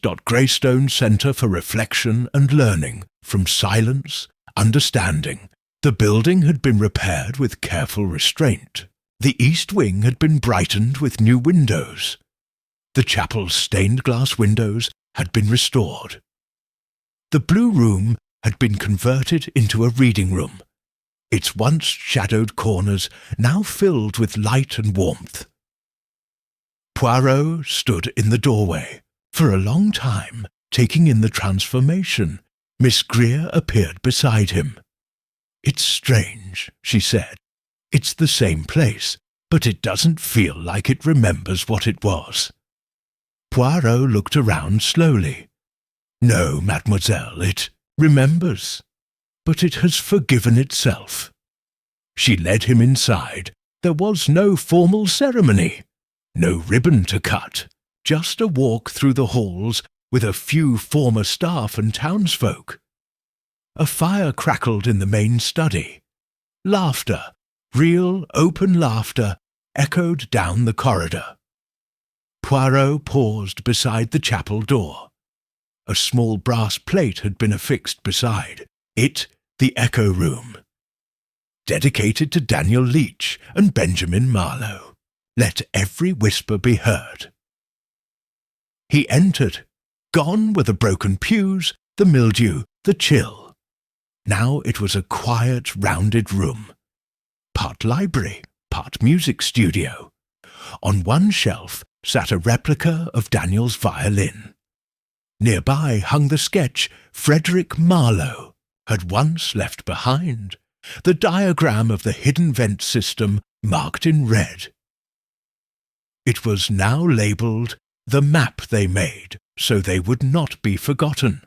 Poirot stood alone in the centre of the chapel and closed his eyes, and he listened. There was no voice in the wall, but there was something better. There was stillness, peace, presence. Afterwards he joined Miss Greer in the courtyard, where snow now gently dusted the garden. "Do you think he knows?" she asked. "Frederick?" Poirot smiled faintly. "I think he always knew what this place could become." "I wish I could thank him." "You did," Poirot said, "by listening." She turned to him. "And what about you, Monsieur Poirot? What did this case mean to you?" He hesitated, then answered slowly. "In many cases I chase shadows, footsteps, blood, motive. But here I did not chase. I received, I listened. And in listening I learned that justice is not always the bang of a gavel. Sometimes it is a name spoken aloud for the first time." She was quiet a long moment. "Sometimes I wonder," she said softly, "if those boys ever knew someone would hear them." Poirot turned to her. "They knew one would try." He returned to London that night, tired but peaceful. He placed a new folder on his bookshelf, Echoes of Greystone, and within it the programme from the reopening, a page from the Echo Room guest book, and one final letter he had not shared. It had arrived on New Year's Eve, unsigned, in the same handwriting as before. "You've done enough. I'm going back to music. You gave us back our names. That is more than I ever expected." Poirot read it one last time, then tucked it into the folder and sealed it. Weeks later, Hastings found Poirot in the study, polishing the frame of Daniel's map replica. "A gift from Miss Greer. You've grown. Sentimental," he teased. Poirot smiled. "Sentiment, mon ami, is not a weakness. It is the dust that truth leaves behind." "And what about your next case?" Hastings asked. "Ready to chase the next villain?" Poirot shook his head slowly. "Not yet. First, I must sit with this one. For not all wounds are stitched by logic. Some require silence, attention, and remembrance." He stood, placed the frame on the wall beside his other solved cases. Not the most dramatic, not the most dangerous, but perhaps the most meaningful. And he whispered, "Let no voice go unheard."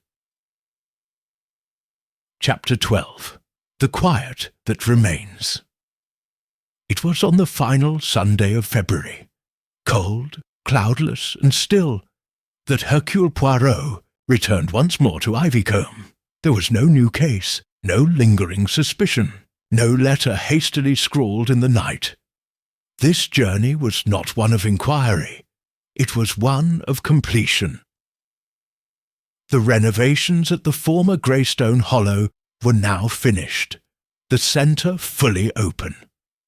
Young students had already begun to arrive from neighbouring counties, some withdrawn, some defiant, some simply lost. They came not for punishment, but for possibility. And the building that had once muted voices now welcomed them. Poirot had not intended to return, but there was one final invitation, handwritten by Miss Greer, marked not with urgency, but quiet insistence. "Monsieur Poirot, there is something you must see. You were with us when the truth was uncovered.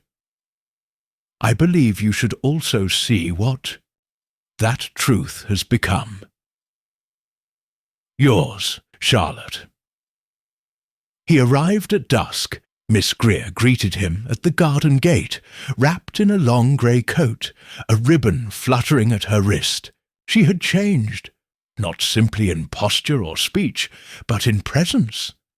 There was a confidence now that had not been shaped by authority, but by clarity. She had stepped out of the role of governess and into something truer, guardian. "You came," she said with a smile. "I wasn't sure you would." Poirot bowed slightly. "I come only when I am needed, mademoiselle, but I always come when I am invited with sincerity." She led him not into the main hall, but down the sloped path to the old East Garden, now cleared and carefully replanted. The ivy had been trimmed back, revealing an arched stone niche that had long been hidden beneath vines. The space had once been used as a tool storage alcove. It had now become something more. A memorial. The structure was simple. 3 carved stones forming a low triangle.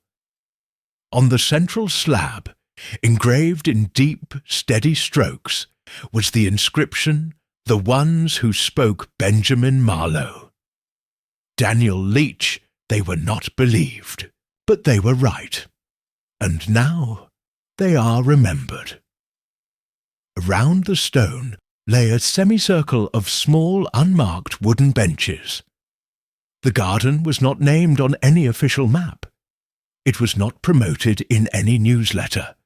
It was simply there, for those who felt silenced, for those who had tried to speak and failed. Poirot stood before the stone for a long moment. Miss Greer placed something gently on the base. A ribbon, blue and frayed at the edge, once part of the school's former uniform. "No plaques," she said softly. "No portraits. Just a space where no one has to raise their voice to be heard." Poirot's eyes glistened. "You have created something holy, mademoiselle. Not by grandeur, but by grace." They sat for a moment on the nearest bench. "I sometimes ask myself," she said after a long pause, "whether we did enough, whether remembering is enough." Poirot took a breath, slow and deep. "When memory is all that remains," he said, "it becomes the most important thing of all." She turned toward him. "Do you ever worry, Monsieur Poirot, that some voices are never found?" He nodded. "Every day. But I also believe that each time someone listens, the silence shrinks, little by little, until one day, perhaps, there will be no walls left for voices to hide behind." A wind passed gently through the garden, scattering a few petals from the crocuses that had begun to open along the path. "And what of Frederick Marlowe?"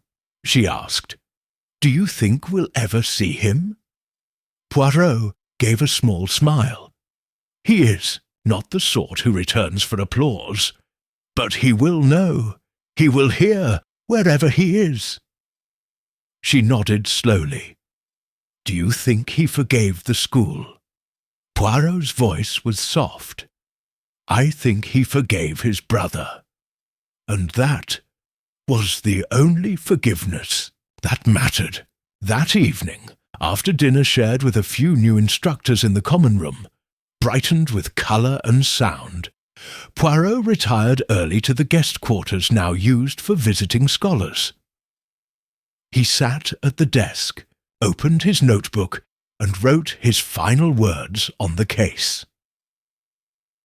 The case of the voice behind the wall began with fear, with an institution that believed silence could serve as protection. But it ended not with judgment or revenge, but with memory. Justice, in this case, did not look like punishment. It looked like a garden, like a violin placed on a shelf, like the name of a boy once erased, now carved into stone. And in that there is peace. He closed the book. Outside, the chapel bell, long, silent, now rang each evening at sunset, not as a summons, but as a symbol. It rang once for Daniel, and once again for Benjamin. 2 weeks later, Poirot received a final letter at Whitehaven Mansions. Unmarked. Inside was a small square photograph. It showed the echo room, empty save for sunlight through the window, but on the piano bench, left deliberately, was a folded piece of paper. On it, in plain script, "You listened, so I could stop whispering." Poirot stared at it for a long moment, Then he placed the photo in the back of his case journal, not as evidence, but as proof that truth had been heard, and had at last been laid gently to rest. Chapter 13. The Silent. Symphony. The early morning mist clung stubbornly to the Dorset countryside as Poirot and Hastings arrived once more at Greystone Hollow. The estate, with its weathered stone walls and gabled roofs, was enveloped in a pallid haze that blurred the edges of the ancient trees and softened the harsh lines of the once formidable building. Though much of the house was shuttered and silent, its presence remained imposing, a monument to the many lives that had passed through its halls, and to the secrets it still held. Poirot's keen eyes scanned the scene thoughtfully. The long shadows cast by the leafless oaks stretched like fingers across the gravel path. The air was thick with anticipation, and the faint, lingering echoes of a story far from over. "Mon ami," Poirot began quietly as they stepped through the grand doorway. "We have peeled back many layers of this mystery. Yet, like a symphony, unfinished, there remains a silence at its heart we have yet to understand fully." Hastings adjusted his scarf against the chill. "You think there's something more, after all that has been uncovered?" "Mais oui. The notes we have heard thus far are but movements of a larger composition. Today we seek the crescendo." Miss Charlotte Greer awaited them in the familiar hall, her expression more assured than on their previous visits. Yet beneath the calm, Poirot detected a flicker of the old anxiety, the residue of years spent walking through shadows. "I'm glad you're here," she said, offering a small smile. "There's something I discovered in the attic. Something I think you must see." She led them through corridors now stripped of much of their former grandeur, ascending a narrow staircase to a dusty loft space. The room was filled with forgotten trunks and faded school memorabilia. Among the clutter, she pulled a small worn trunk from beneath a dusty tarpaulin. "Inside," she said, "are documents and objects I found last week during renovations. Things that the school never wanted to be found." Poirot knelt beside the trunk and carefully lifted the lid. Inside were folders of correspondence, sketches, and a collection of brittle folded sheets of music. Hastings leafed through the papers. "More letters." "From whom?" "From Elise Fanshawe," Miss Greer replied, "and others who once lived here, but also from Daniel Leach himself." Poirot's eyes gleamed. "The music sheets." "His compositions," she nodded. "Pieces he wrote in secret, inspired by the chapel, the passages, and the voices." Carefully, Poirot unfolded the oldest sheet. The notes seemed discordant. At first, a series of irregular rhythms and eerie harmonies. But with closer attention, a pattern emerged. The music was haunting, like the echo of a whispered lament. "This is no ordinary composition," Poirot said, turning the page. "It is a code, a musical confession." Hastings frowned. "A code? How so?" "Music can communicate beyond words," Poirot explained. "Daniel may have encoded messages in these arrangements, clues to what he discovered, and perhaps to the fate that befell him."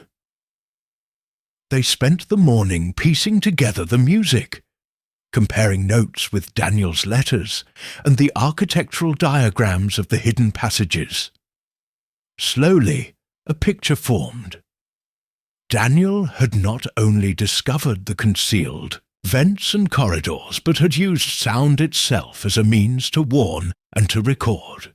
His compositions echoed the house's dark secrets and sought to preserve the truth where voices were silenced.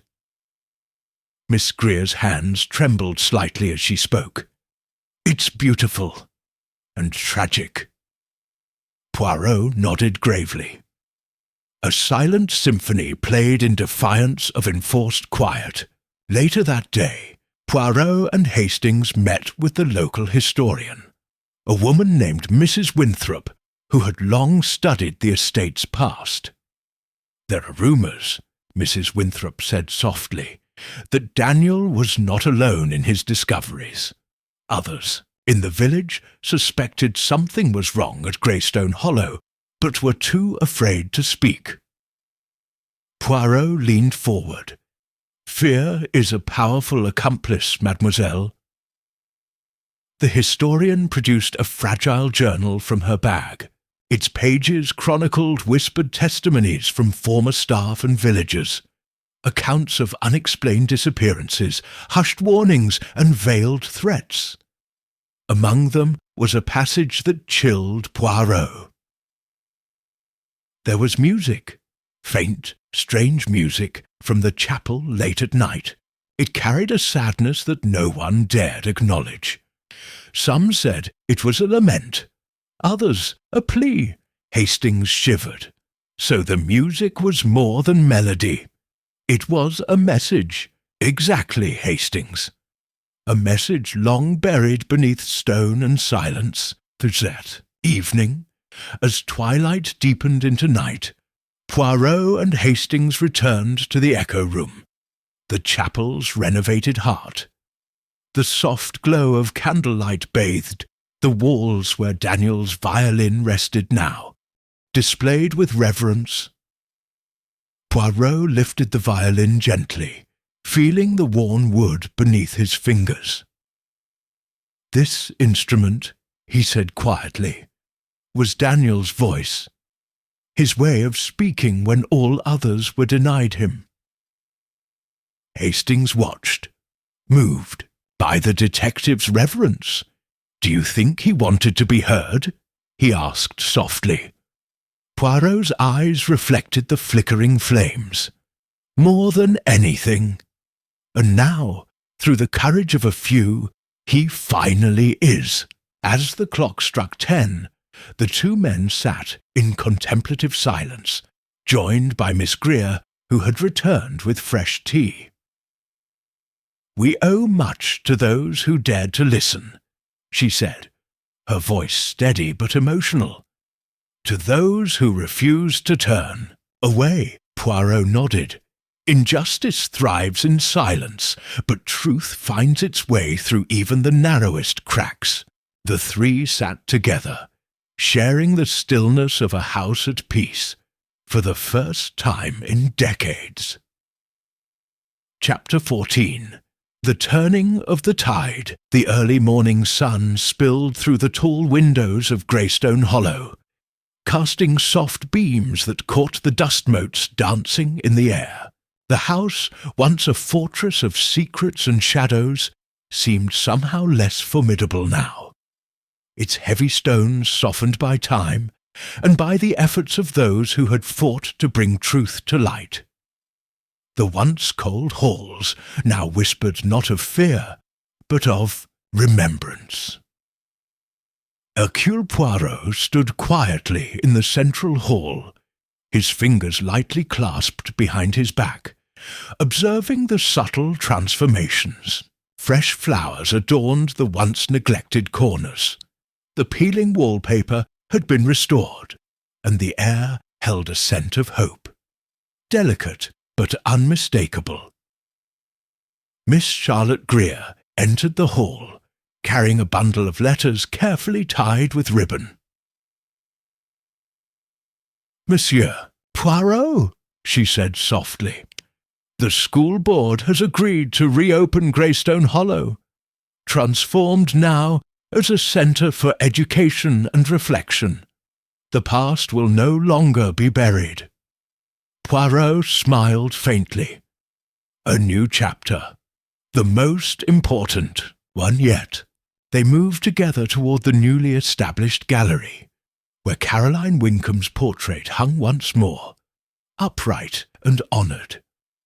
Surrounding it were displays of the recovered letters, sketches and artefacts, each a testament to the lives that had been silenced and the truth that had been unearthed. As they walked, Charlotte spoke. The community has rallied around the idea of remembrance. The plaque you helped inspire will be installed in the chapel next week. Poirot nodded. Memory is a form of justice as vital as any courtroom verdict. In the days that followed, preparations for the reopening ceremony advanced with quiet dignity. Former staff, students and villagers gathered to participate, each bearing their own memories and hopes. There was no grand spectacle, no ostentation, only sincerity and a shared commitment to ensure that Greystone Hollow would never again be a place where voices went unheard. One afternoon, Poirot sat with Hastings in the refurbished library, poring over a collection of letters and memoirs gathered by Miss Greer. "You can feel the shift, Hastings," Poirot remarked. "From fear to courage, from silence to song." Hastings nodded. "It's more than I expected. For such a place to heal." "Indeed, mon ami. Healing is a slow process, but it begins with acknowledgement." They were joined by Charlotte, who brought news of the final plaque inscription for Benjamin Marlowe and Daniel Leitch, whose voices rose above silence and whose memories guide us still. Hastings smiled. "Poignant, fitting," Poirot agreed. "The voices may be gone, but their echoes remain." The ceremony itself was held on a cool autumn morning. The chapel, restored and bathed in gentle light, was filled with the muted murmur of attendees. The small gathering included former students who spoke of courage, teachers who had witnessed change, and villagers who had long carried the weight of unspoken stories. Miss Greer stepped forward to address the assembly. "Today, we reclaim not only a building, but a legacy of resilience, truth, and hope. Greystone Hollow was once a place where silence reigned, but it is now a sanctuary where every voice matters." She paused, her eyes meeting those of Poirot and Hastings in the crowd. "Let this place stand as a reminder that justice is not only served in courts, but in hearts willing to listen." Later that evening, Poirot found himself alone in the echo room, the former chapel's heart, now a place of peace and learning. The soft glow of candlelight played over the walls where Daniel's violin rested in its glass case, alongside the sketches that had guided Poirot's investigation. He ran a gloved finger along the polished wood of the violin and whispered, "You are heard, Daniel, at last." Outside, the night was still, and the stars blinked gently in the clear sky.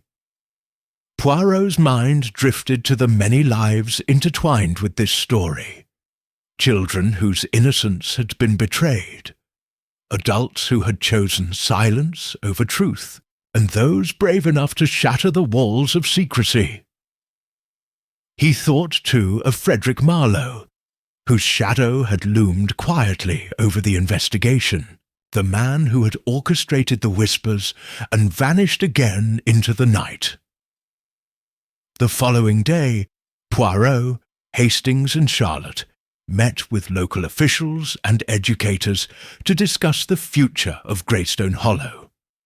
Plans were made to develop programs focused on transparency, mental health, and the history of the school, ensuring lessons were learned and remembered. Poirot listened carefully, impressed by the commitment and passion. "This is justice," he said softly. Not retribution, but restoration. Charlotte smiled. It feels like a new beginning. Yes, Poirot replied, and every beginning deserves a chance to flourish. In the weeks that followed, Poirot returned to London, his thoughts lingering on the case that had defied his usual methods of deduction. It was not a puzzle of murder or betrayal in the usual sense, but a profound story of human frailty, resilience, and the power of truth. Hastings joined him one evening in the flat, breaking the silence. "You look thoughtful." "I am reflecting on the nature of justice, Hastings," Poirot said. "How it is not always the clang of a gavel, but the quiet courage to face what was hidden." Hastings smiled. "And how sometimes the smallest voices are the loudest if we only choose to hear them." Poirot raised his cup of tea to voices heard and never forgotten. "To justice in all its forms," Hastings agreed. As they sat together, the peaceful night wrapping around Whitehaven Mansions, Poirot knew this case would remain with him, not as a closed file, but as a testament to the enduring strength of truth. Chapter 15. The Portrait Restored. The crisp autumn air was tinged with the scent of damp earth and fallen leaves as Hercule Poirot made his way once again to Greyston Hollow. The estate, weathered yet dignified, stood bathed in the soft gold of late afternoon sunlight. The long years of silence and sorrow that had once hung over the place felt lifted, as though the very stones themselves had been cleansed by the truth now spoken aloud. Poirot paused at the gates, breathing in the stillness that spoke of healing. The ivy that had once clung heavily to the stone walls had been carefully trimmed, revealing the architectural grace beneath. The slate roof gleamed faintly, restored to its original slate-grey dignity. The chapel's stained-glass windows shone brilliantly, casting flecks of colour across the gravel paths. A gentle knock at the door drew his attention. Charlotte Greer, the governess whose courage had set so much in motion, greeted him with a warm smile. "Monsieur Poirot, welcome back," she said. "The house is different now." "Oui, mademoiselle," Poirot replied, "and so are its people." Inside, the grand hall was filled with familiar faces, former staff, students and villagers who had gathered not for scandal, but for remembrance. The atmosphere was one of reverence and peace. Caroline Wincombe's portrait once hung inverted in defiance, and exile now held its rightful place, upright and illuminated by gentle light. Surrounding it were artifacts and letters, a gallery of memory and justice. As Poirot moved through the room, his sharp eyes noted the softened expressions, the unspoken acknowledgments passing among those present. Here was a family and a community, reconciled, not erased or punished, but understood. Charlotte stepped forward to address the gathering. "Today we do more than restore a building," she said, voice steady yet emotional. "We restore stories, names, and dignity. We honour those who were silenced and those who dared to listen." She paused, glancing toward Poirot. "This place will be a sanctuary for truth, a home for learning and for healing." Applause rose, softly, genuine and heartfelt. Poirot found himself reflecting on the journey that had brought them here, from whispered voices behind walls to open conversations in daylight. Later, as the guests mingled beneath the vaulted ceiling, Poirot stood, apart with Hastings. Justice is a delicate flower, Hastings, Poirot mused. It requires care, patience, and the courage to face discomfort. Hastings nodded. This case was unlike any other. Not a crime of passion or greed, but of silence and neglect. Exactly, Poirot said, and yet perhaps the most important of all, because silence allows shadows to flourish. They turned as Charlotte approached. There is one last thing, she said quietly. The school board has agreed to dedicate a room in the chapel as a memorial, the Echo Room. It will be a place to remember Benjamin Marlowe and Daniel Leach, and to remind future generations that voices must never be ignored. Poirot smiled, a fitting tribute. As the evening waned, Poirot found himself alone in the chapel. The warm glow of candlelight illuminated the polished wood and stained glass. He approached the Echo Room, where Daniel's violin rested gently in its case. He lifted it reverently. This instrument, he whispered, speaks now for those who once were unheard. He sat in the quiet, allowing the peace of the moment to settle around him. Outside, the night deepened, the stars twinkling like distant beacons.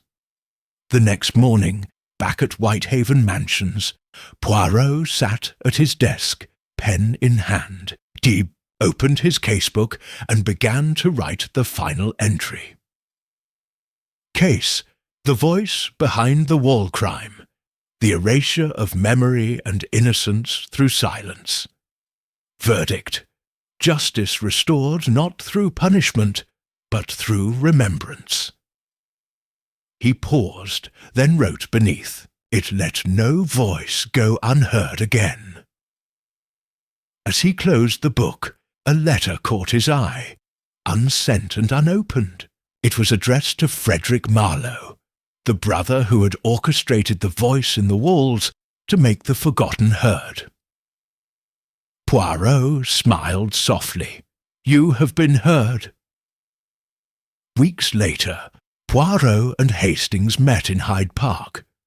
The air was crisp, leaves rustling beneath their feet. "You look peaceful," Hastings remarked. "For the first time in many months," Poirot replied. "This case taught me much about justice beyond the courtroom." Hastings nodded. "And about the power of listening." "Precisely," Poirot said.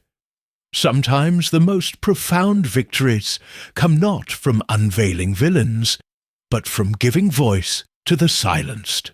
They walked on, the park alive with autumn's colours, carrying with them the weight and the hope of the story they had unravelled.